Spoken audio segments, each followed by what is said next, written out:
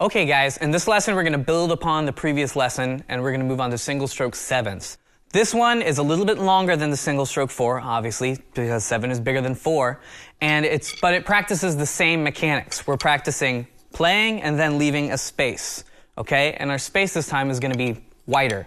So our space is going to be tika tika tika tika. 1 2 3 4 5 6 7. 1 2 2 2 2 1 2 2 2 2 3 4. Okay? So here we go, single stroke 7 slow. And again, it's a single stroke rudiment, so the single stroke should be nice and relaxed and let the sticks bounce off the pad. 1, 2, ready, and.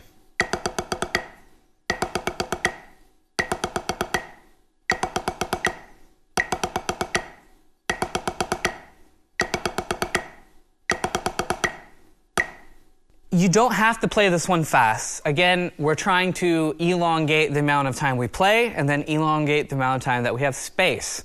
So the way you move in space in these rudiments is important. 1, 2, 3, 4, 5, 6, up and da, da, da, da, da, da, up and down. So you don't have to freeze and then try to play again. Let your hand move up and then come back down in that space, the same way we did with the single stroke 4. Up and up and.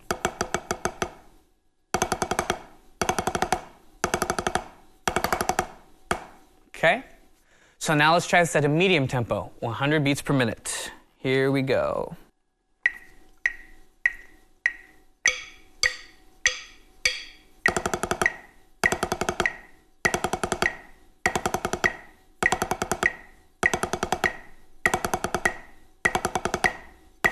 And then a fast tempo, 120 beats per minute.